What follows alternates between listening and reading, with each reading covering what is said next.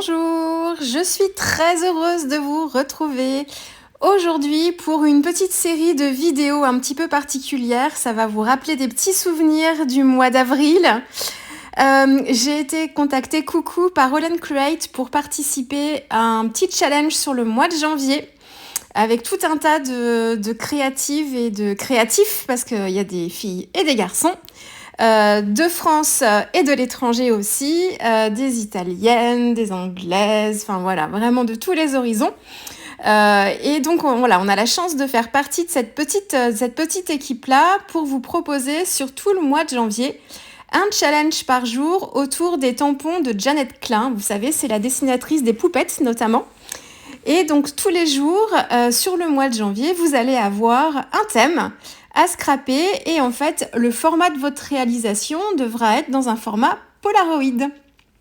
Voilà, donc le format Polaroid, alors le format standard, après on fait comme on veut, mais le format standard en fait c'est la base de la carte, elle fait 8,8 mm sur 10,7 mm de haut. J'ai mis les mesures mais ça doit pas être bien, je vous la remettrai, je vais les inscrire. Ce sera plus simple, je le mettrai dans le descriptif de la vidéo aussi. Donc ça, c'est l'extérieur et le carré, en fait, à l'intérieur, il mesure 7,9 cm de chaque côté. Donc voilà, donc ça, c'est la base. Pour les premiers, moi, j'ai évidé mon petit carré à l'intérieur avec mon cutter. Et puis ensuite, je travaille mon fond sur un autre papier que je viens coller par le dessous. Donc ça, c'est pour j'en ai fait 2 comme ça. Puis autrement, j'ai un die carré qui fait pile poil 7,9 cm. Donc du coup, après, je l'ai utilisé dans la Big Shot pour que ça aille plus vite et que ça m'évite de sortir mon cutter et ma règle à chaque fois. Donc voilà, après, il y avait plein de possibilités de le faire. Vous pouvez coller votre carré en fait de papier par-dessus pour que vous ayez un petit peu une épaisseur en plus. Donc voilà, il y a plein de façons de faire. Donc, nous sommes le 1er janvier, le premier jour du challenge. Alors, je ne ferai pas forcément tous les jours, je ne sais pas encore, peut-être. Là, pour l'instant, au moment où je vous filme et où je vous parle, je ne sais pas encore si je ferai tous les jours, mais au moins une bonne dizaine déjà. Et là, en ce premier jour, la consigne, c'est être assis.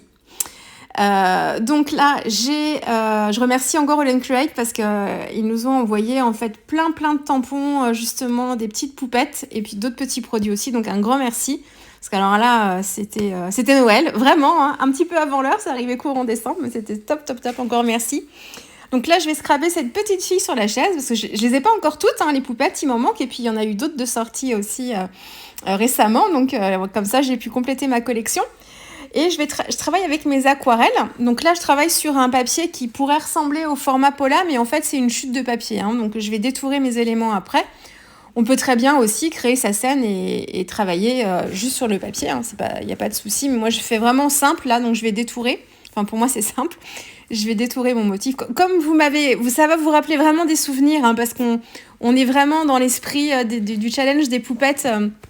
Que je vous avais proposé, c'est voilà, alors moi j'avais pas de thème particulier, mais le format est différent, mais on est un peu dans cet esprit-là, donc vous allez retrouver des petites techniques et des façons de travailler ces tampons-là un peu identiques. Hein.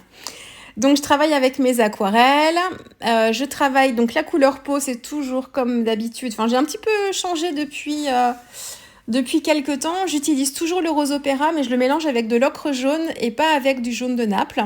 Je préfère ce côté un petit peu... ça me donne une teinte de peau qui est un petit peu plus, je trouve, naturelle. Après, ce n'est que mon avis.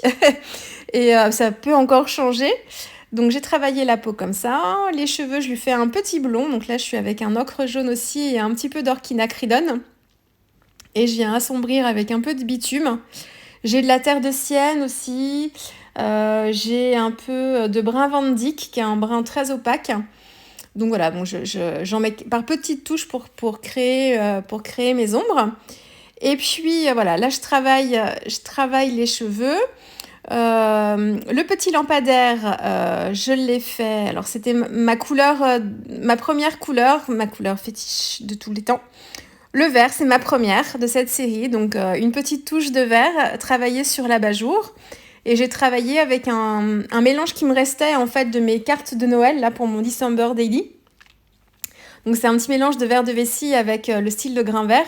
Et je suis venue assombrir ensuite avec une pointe de grit paint pour créer une ombre et qu'on ait l'impression que la lampe est allumée, qu'il y a une ampoule derrière et qu'on a un effet de lumière en fait. Voilà, et puis ensuite, une fois que j'ai fait du vert sur la lampe, que j'ai travaillé les cheveux blonds, la chaise, je l'ai faite neutre, grise, comme le pied de lampe d'ailleurs. On pourrait un peu penser à quelque chose un peu en acier, alors pas la chaise, enfin quoi que si on pourrait penser, mais elle a plus un style de chaise en bois, mais tout est possible. Et donc du coup, pour compléter avec le vert, j'ai utilisé un petit rose saumon en fait. C'est un mélange de rose opéra avec un peu d'orangé de Chine, ou orange de Chine d'ailleurs, j'ai un doute. Donc voilà, j'ai essayé de doser pour... je l'utilise très rarement. Déjà, le orange, en règle générale, je l'utilise peu dans mes colorisations. Je peux l'utiliser pour mes fonds de page, ça, j'ai pas de souci. Je l'associe souvent avec le vert, j'aime bien.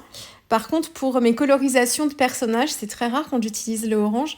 Bon, là, je l'ai mélangé avec du rose opéra. Donc là encore, ça va être un petit mois où je vais tenter des choses, travailler des couleurs que j'utilise pas. Vous allez voir, d'ailleurs, j'en ai fait un autre petit polar, je peux pas vous le dire maintenant, c'est comment je gâche la surprise, mais c'est pas du tout dans les couleurs que j'utilise d'habitude, du moins pour le fond. Vous verrez ça. Donc voilà, donc là je travaille la robe, j'essaye de travailler un petit peu les ombres, mais de façon vraiment, voilà, encore une fois, comme pour le December Daily, je ne me prends pas la tête. Et puis là, je voulais lui faire des cils un petit peu différents, mais j'ai eu peur d'ajouter une couleur qui me convenait pas, donc j'ai travaillé avec je voulais pas les faire noirs non plus, parce qu'ils sont assez gros, là ça fait comme des petites pétales de fleurs. Donc je les ai travaillés avec un brun, mais un petit peu plus foncé que pour le nounours, que j'ai fait brun aussi. Voilà, donc là c'est ma base de colorisation, et là mon fond, je vais le travailler très très simplement, alors ça je l'ai fait très souvent pour mes poupettes, avec une oxyde et ensuite un pochoir par-dessus. Je le ferai alors c'est pas tout à fait un ton sur ton, mais on est dans des tonalités qui se rapprochent. Donc j'utilise le l'anticlinen en base, donc qui est un petit blanc crème, un peu jaune. Et par-dessus, j'utilise le Tatred rose avec un pochoir avec des petites fleurettes. Et donc pour l'instant, c'est comme ça. Et voilà, je voulais voir avec mon pot là ce que ça donnait. Alors après, quand je pose mon pot là-dessus, du coup, ça me permet de mieux de me rendre compte en fait de l'espace que j'ai. Parce que je travaille sur un fond de page qui est un tout petit peu plus grand, enfin un peu plus haut. Donc comme ça me permet de recentrer un peu le sujet. Et puis j'ai retravaillé mon fond un tout petit peu, mais je vais rajouter des petites choses, mais pas grand-chose. Et voilà comment je vais positionner ma petite poupette. Et là, en fait, je trouvais qu'il manquait je voulais vraiment faire un peu comme une tapisserie, ça aussi, vous m'avez vu faire souvent. Donc j'ai rajouté le même motif, donc voilà, avec les petites fleurs qui descendent en cascade.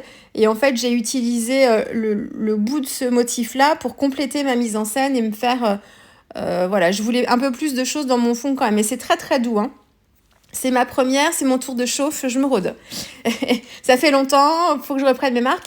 Et je travaille sur un support, ça m'a déstabilisée, parce que je travaille sur un support qui est plus petit que mon format 10-15 pour mon petit album des poupettes. Et du coup, je me sens toute coincée. Donc là, ça commence à venir, mais les deux premières, ça a été un petit peu plus...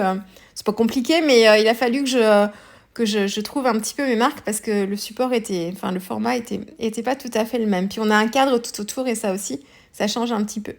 J'ai tamponné juste un texte en haut qui fait partie de la même planche de tampon.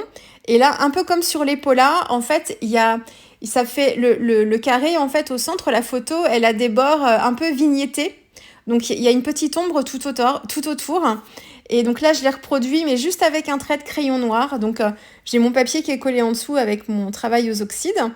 Et ensuite, une fois que ça a été collé, je fais le cadre, en fait, tout autour avec mon crayon noir. Ça me permet aussi de finir un peu le polar, en fait, qu'on ait vraiment cet esprit-là. Et là, vous la voyez finie. Donc, on n'est pas du tout obligé d'éviter de travailler comme je le fais moi. Il y a plein de possibilités pour faire un Polaroid. Je vais vous en montrer d'autres au fil du mois. Enfin, je pense que je vais changer de méthode de temps en temps. Ou alors, je vais rester comme ça se trouve. Et puis, je vais pas m'embêter si ça me convient bien. Mais voilà, il y a plein de possibilités. Donc voilà, je vais vous laisser avec les photos. Donc, n'hésitez pas à nous rejoindre dans ce projet si vous voulez participer. et surtout qu'on puisse voir vos réalisations. N'hésitez pas à utiliser les hashtags. Donc, il y a le hashtag All and Create. Donc ça, c'est celui de d'habitude. Et puis, il y a un hashtag qui a été créé justement spécialement pour ce challenge.